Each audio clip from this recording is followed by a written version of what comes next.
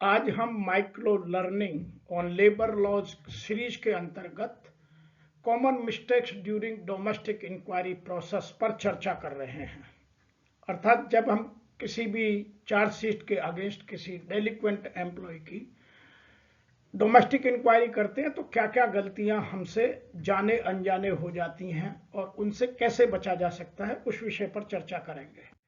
तो क्या क्या कॉमन मिस्टेक्स होती हैं। Number 1, failing to the inform the employee of the allegations, कि जो एम्प्लॉय पर एलिगेशन लगे हैं उनको हम ठीक से कम्युनिकेट नहीं कर पाते हैं, ना तो चार्जशीट में, ना शोकॉज में, और ना ही जब इंक्वायरी करते हैं तब।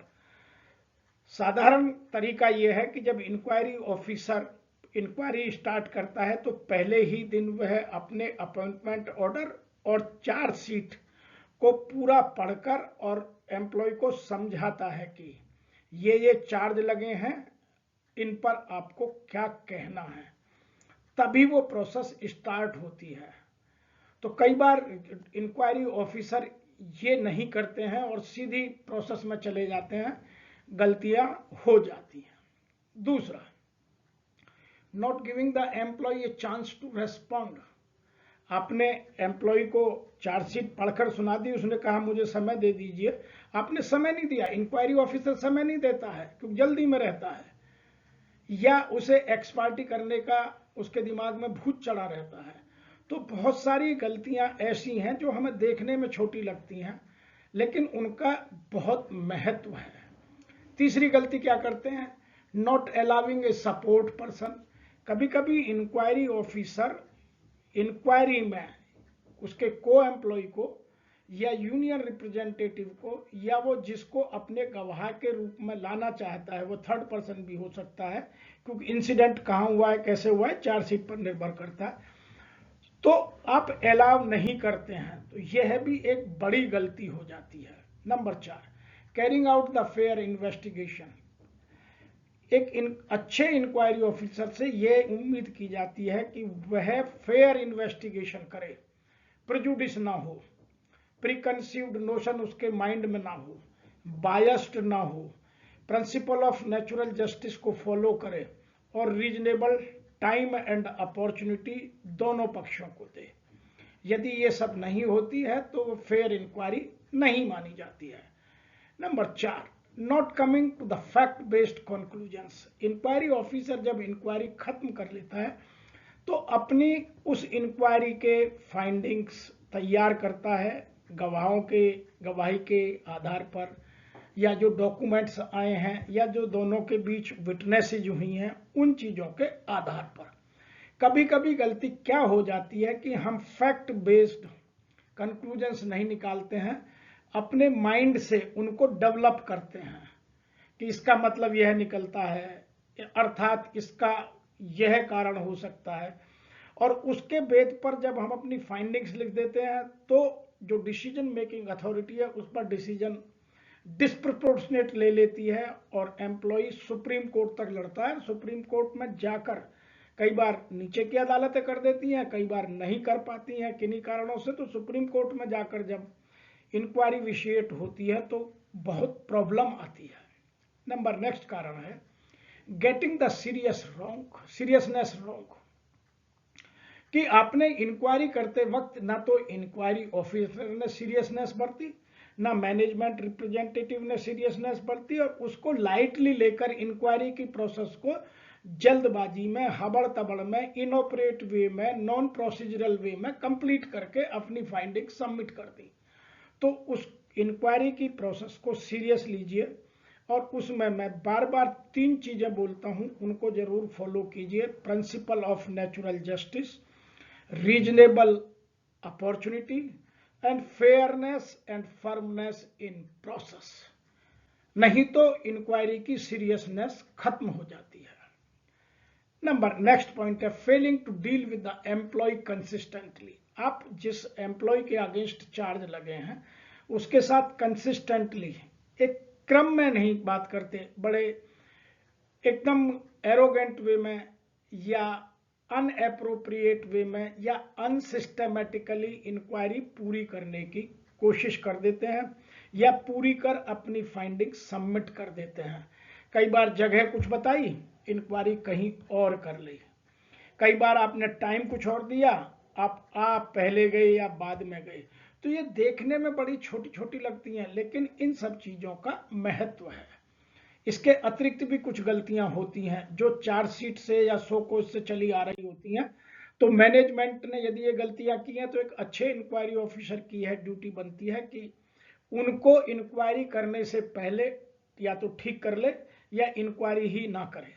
जैसे कभी कभी management date time and place ही नहीं, इंसिडेंट जो हुआ है या एक्ट और ओमिशन हुआ है वही मेंशन नहीं करती है, तो वह अधूरी चार्जशीट है। दूसरी, not mentioning how and where the order was disobeyed, किसका ऑर्डर कब कहां किन परिस्थितियों में डिसोबे किया गया या उसके क्या कारण रहे, वो सब चार्जशीट में नहीं लिखे गए हैं। कभी कभी नॉट डिस्क्राइबिंग द एक्ट और ओमिशन करेक्टली, आपने लिखे तो हैं लेकिन करेक्टली नहीं किया है। कभी कभी आपके स्टैंडिंग ऑर्डर में, अपॉइंटमेंट लेटर में या लेबर लॉज की जो क्लॉजेज है जिनमें आप मेंशन कर सकते हैं वो मेंशन नहीं किया है और उनका डिस्प्रपोर्शनेट आपने एक्शन ले लिया, तो भी इंक्वायरी विशिएट हो जाती है। कभी कभी एक गलती और होती है, not giving the employee enough time to respond, employee को एडिक्वेट टाइम नहीं दिया गया, रीजनेबल टाइम नहीं दिया गया रेस्पॉन्ड करने के लिए। आपने आज चार्जशीट दी, 2 दिन बाद आपने इंक्वायरी कर दी, इतनी देर में वो कर नहीं पा रहा, इंक्वायरी में भी हर दिन आपने डेट लगा दी, तो इतनी जल्दी मत कीजिए, एक नेचुरल प्रोसेस है। इसीलिए इंक्वायरी में 3 चीजें मैं पहले भी कह चुका हूं, दोबारा कह रहा हूं, सदैव ध्यान रखिए। Number 1, principal of natural justice, जो प्रकृति के न्याय का सिद्धांत है वो फॉलो कीजिए। Number 2, give the reasonable time to both the parties. Number 3, inquiry officer should be fair and firm, वो ना तो बायस्ड होना चाहिए, ना प्रीकंसीव्ड नोशन में होना चाहिए, ना प्रेजुडिस माइंडेड होना चाहिए। तो ये कुछ चीजें जो यदि आपके डॉक्यूमेंट से या आपके किसी सेंटेंस से इंक्वायरी में नजर आ गई तो पूरी इंक्वायरी विशिएट हो जाती है। नेक्स्ट गलती होती है, not having the competent authority issue the chargesheet. कई बार किसी आदमी ने, ऐसे डिपार्टमेंटल हेड ने या किसी नॉन कॉम्पिटेंट अथॉरिटी ने चार्जशीट इशू कर दी और आप उस पर इंक्वायरी करने लगे हैं, तो इंक्वायरी करने से पहले यह भी चेक कर लें, अन्यथा उसे ठीक कराएं, नहीं तो इंक्वायरी कहीं भी जाकर के विशिएट हो जाएगी। वो लोअर कोर्ट में भी हो सकती है, लेबर कोर्ट में हो सकती है, ट्रिब्यूनल में हो सकती है, हाई कोर्ट में हो सकती है, और सुप्रीम कोर्ट तो करेगा ही करेगा। नेक्स्ट गलती है, not paying the subsistence allowance in time. यदि आपने किसी एम्प्लॉय को चार्जशीट देकर सस्पेंड कर दिया है तो उसको सब्सिस्टेंस अलाउंस कुछ प्रोसीजरली मिलता है, वो चाहे आपके डिपार्टमेंटल रूल्स और रेगुलेशंस हो या कंपनी के स्टैंडिंग ऑर्डर्स हो या सर्टिफाइड स्टैंडिंग ऑर्डर्स हो, या कुछ कंपनियां अपॉइंटमेंट लेटर में लिख देती हैं जो स्टैंडिंग ऑर्डर को भी फॉलो नहीं करती हैं। तो जो रूल्स एंड रेगुलेशंस आपने लिखे हैं उस हिसाब से यदि आपने टाइमली और पूरा सब्सिस्टेंस अलाउंस नहीं दिया है, क्योंकि वह कहीं कहीं 75% और 50% टाइम के हिसाब से घटता बढ़ता है, तो दोनों चीजों का ध्यान रखिए। Number 1, adequate amount, number 2, in time, तो ये मिलना जरूरी है। नेक्स्ट हम बात करते हैं कि प्रिंसिपल ऑफ नेचुरल जस्टिस क्या है। मैंने अभी 3 चीजों की बहुत डिटेल में बात की कि किसी भी इंक्वायरी ऑफिसर को अपनी इंक्वायरी में इन 3 चीजों का ध्यान अवश्य रखना चाहिए। उनमें पहला है प्रिंसिपल ऑफ नेचुरल जस्टिस, प्राकृतिक न्याय का सिद्धांत। प्रकृति न्याय करती है तो प्रकृति जल्दबाजी नहीं करती है, प्रकृति कोई फेवर नहीं करती है, प्रकृति कोई बायसनेस नहीं रखती है, प्रकृति पूरा टाइम देती है, प्रकृति सबके साथ एक सा व्यवहार करती है, एम्पैथेटिकल बिहेवियर करती है, कॉमन बिहेवियर करती है। वही हम मानव से भी उम्मीद करते हैं, और यह है प्रिंसिपल ऑफ नेचुरल जस्टिस का सिद्धांत। 2 जो मैक्सिमा, 2 कहावत हैं उनके आधार पर बना हुआ है। नंबर 1, निमो debit essay जुडेक्स in propria कॉजा, meaning thereby no one should be the judge in his own case। जो जिसके साथ कोई इंसिडेंट या डिसोबे हुआ है या कोई और कृत्य हुआ है, वह उसमें खुद जज नहीं बन सकता। तो जो उसमें आरोपित पार्टियां हैं वो कभी भी उसमें इंक्वायरी ऑफिसर नहीं बन सकती। दूसरी, audi alteram partem, hear the other side, दोनों पक्षों को, दूसरे पक्ष को भी बिल्कुल गंभीरता से समयानुसार विधिवत सुनिए। मैं इंग्लिश में बोलता हूं, with the fairness, firmness, systematically, properly, adequately, here the other side. इनको मैं 4 बातों में कहकर 4 तरीके से खत्म करना चाहता हूं। The person should have an opportunity to know the allegations against him. उसको पूरा अधिकार है कि उसको यह पता हो कि मेरे पे अधिकार किस दुष्कृत्य के लिए लगाए गए हैं, किसने लगाए हैं, क्या लगाए हैं, वह उसे पूरी तरह क्लियर इंक्वायरी प्रारंभ करने से पहले जानने का पूरा अधिकार है। दूसरा, he should be given a fair opportunity to being heard. उसे एक विधिवत, पूरा एक सार्थक, स्वच्छ समय मिलना चाहिए, अपॉर्चुनिटी मिलनी चाहिए, अवसर मिलना चाहिए, ताकि वह अपने लगे हुए जो उस पर एलिगेशंस है उनका properly, timely, adequately, systematically answer कर सके। तीसरा, decision should be made in good faith. जब जो डिसीजन लिया जा रहा है, जो भी डिसीजन लें आप, चाहे टाइम का लें, एक्स पार्टी का लें, या डेट फिक्स करने का लें, या इंक्वायरी में उसकी फाइंडिंग्स के टाइम पर कुछ निर्णय लें, तो वो सारे गुड फेथ में लिए जाने चाहिए। इंक्वायरी ऑफिसर का प्रत्येक कृत्य 100% बोनाफाइड होना आवश्यक है। उसकी इंटेंशन कहीं भी मेलाफाइड नजर ना आ जाए, नहीं तो इंक्वायरी किसी ना किसी स्तर पर जाकर विशिएट होगी ही होगी। नंबर 4 है, a man should not be जज हिज इन ओन केस। जिसने, जो पहला इसका है, nemo debet is a judex in propria causa, उसका मतलब ही ये निकलता है कि जिस आदमी ने चार्जेज लगाए हैं वह जज नहीं बन सकता। इसीलिए इन चीजों से आप बचिए और तभी आपकी inquiry principle of natural justice के सिद्धांतों पर खरी उतरेगी। दूसरी बात मैंने इसमें कही थी रीजनेबल टाइम की। कई बार इंक्वायरी ऑफिसर या मैनेजमेंट इतनी जल्दी में होते हैं कि जो एलिगेशंस लगाए हैं एम्प्लॉय पर, उस एम्प्लॉय को हम fair and proper time, reasonable time नहीं दे पाते हैं। रीजनेबल टाइम की कोई निश्चित परिभाषा नहीं है, लेकिन यह परिभाषा कॉमनली यूज की जाती है। क्या है? Requirement to be do something within a reasonable time. एक रीजनेबल टाइम होना चाहिए। जैसे किसी को डॉक्यूमेंट कलेक्ट करने हैं, अब यदि वो कॉलोनी में रहता है तो 24 घंटे काफी हैं, और यदि कहीं दूर से आने तो उसके आने जाने में टाइम लगेगा, तो उतना टाइम आप उसको दीजिए। आप हर अल्टरनेट डे में इंक्वायरी कर रहे हैं तो वो कैसे जाएगा, कैसे डॉक्यूमेंट लेकर आएगा, तो रीजनेबल टाइम नहीं है।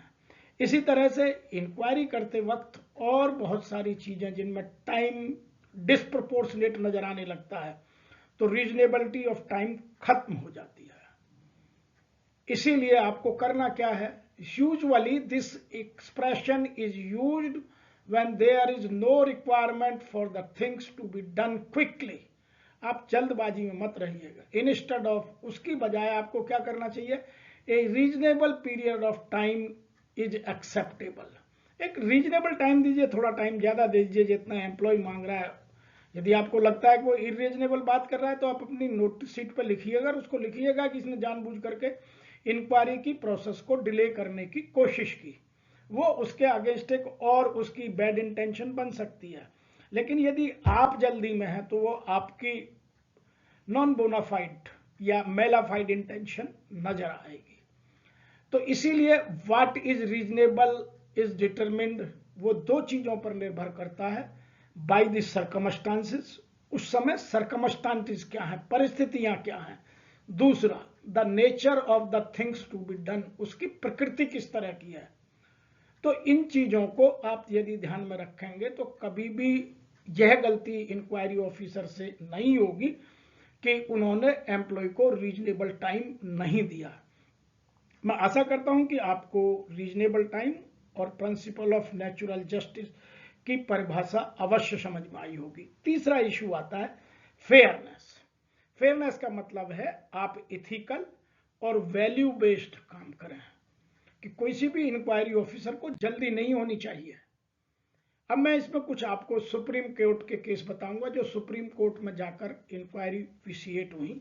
सबसे पहला जो इंपॉर्टेंट केस है वो है board of trustees of port of Bombay versus Dilip Kumar Raghuvendranath नंदकर्णी।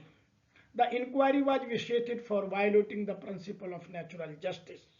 बहुत इंपॉर्टेंट केस है, बहुत जगह नोट होता है। दूसरा केस है Cooper engineering limited versus Shri P P Munde. यहां भी प्रिंसिपल ऑफ नेचुरल जस्टिस पर इंक्वायरी विशिएट होती, बहुत जगह मेंशन होता है। तीसरा केस है GM Tank versus state of Gujarat. Supreme court set aside the penalty, उन्होंने पेनल्टी को ही समाप्त कर दिया क्योंकि वो departmental inquiry was not evidence against the appellant, कि जो उसमें डोमेस्टिक डिपार्टमेंटल इंक्वायरी हुई थी उसमें वो चीज नहीं मिली जिसके एलिगेशंस लगाए गए थे। चौथा केस है Haryana seed development corporation. The supreme court held that denying a lawyer to a delinquent employ amount to denial of natural justice. यदि आप लॉयर ला रहे हैं अपनी तरफ से, मैनेजमेंट पढ़ी लिखी है, अनपढ़ वर्कर के साथ आप एडवोकेट अलाउ नहीं कर रहे हैं, तो यह भी प्रिंसिपल ऑफ नेचुरल जस्टिस का एक कॉज है। तो इक्वली इम्पैथेटिकली, जो मैंने आपको वर्ड यूज किया, इम्पैथेटिकली सिस्टमेटिकली आप इंक्वायरी कंडक्ट कीजिए। अब मैं मोस्ट रिसेंट केस की बात करता हूं जो इसी साल में, लोग ये कहते हैं कि भारत की जो न्यायालय हैं वो प्रो लेबर हो गए। ऐसा नहीं है, गलती हम करते हैं, सुधारते उनको न्यायालय हैं। तो मैं आपको इस साल के 2-3 केस बताऊंगा जो वेरियस हाई कोर्ट में जाकर के इंक्वायरी विशिएट हुई है। सबसे पहला केस है Devil engineering electrical Khammam versus presiding officer labour court. ये 23 दिसंबर का केस है। In this case inquiry was conducted by the inquiry officer who framed the charges. वही इंक्वायरी ऑफिसर बना जिसने चार्ज लगाए थे।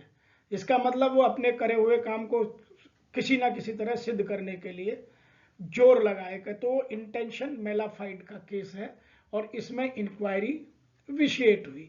ही himself acted as a presiding officer inquiry. Learned counsel Shri Narasimha Goud ने उस बात को कैंसिल करके इंक्वायरी को विशिएट कर दिया। दूसरा केस है किशोर भाई सुंदर जी मिस्त्री वर्सेस इंडियन बैंक। यह भी 24 दिसंबर का केस है। यह भी मजेदार केस है गुजरात हाई कोर्ट का। This court has consistently held in the case where the inquiry has been held independently of the criminal proceedings. Acquittal in criminal court is of no avail. It is held that even if a person stood acquittal by the criminal court, domestic inquiry can still be held. The reason being that the standard of poor acquittal is domestic inquiry and that is criminal case are altogether different. देखिए बड़ा मजेदार case है।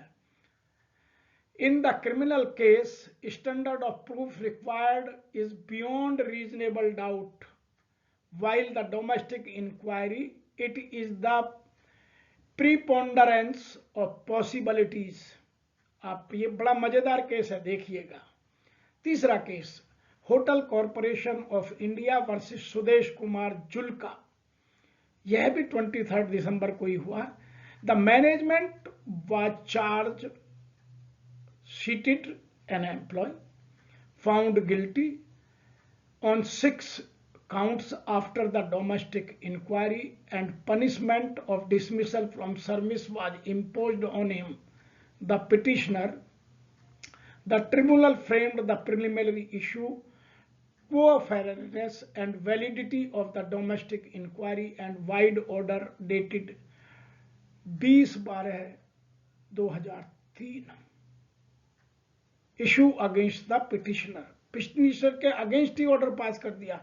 तो बड़े मजेदार case आते हैं। आप इन चीजों को ठीक से समझिए, अपनी जानकारी अपडेट कीजिए और इंक्वायरी फेयरली, प्रॉपरली, एडुकेटली कीजिएगा। और इन 3 चीजों का सदैव ध्यान रखिएगा। Number 1, principal of natural justice का वायोलेशन ना हो, रीजनेबल टाइम अवश्य दे जाए और आपकी इंटेंशन, इंक्वायरी ऑफिसर की intention, behaviour, conduct 100% ethical, value based और बोनाफाइड हो। मैं आशा करता हूं कि आपको जानकारी अच्छी लगी होगी। इससे अधिक जानना है, अपनी टीम को डेवलप करना है तो आप हमें लिख सकते हैं।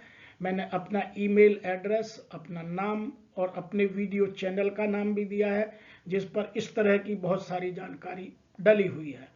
आपको यदि ये वीडियो अच्छे लगते हैं तो लाइक करें, हमारे वीडियोस पर कमेंट करें, अपने मित्रों को, जानने वालों को शेयर करें, हमारे चैनल को सब्सक्राइब करें और बेल आइकॉन दबाकर सुनिश्चित करें कि इस तरह की जानकारी, क्योंकि मैं वादा कर चुका हूं HR फ्रेटर्निटी से कि हम आपकी टीम की जो लेबर लॉ पर जानकारी है पूरी कर रहेंगे। तो हम हर रोज या वीक में 2 या 3 अच्छी जानकारी आप तक पहुंचाते हैं। आपको किसी विषय पर और जानकारी चाहिए तो हमें लिखिए। और आज आपका हमारे वीडियो को देखने का बहुत बहुत धन्यवाद।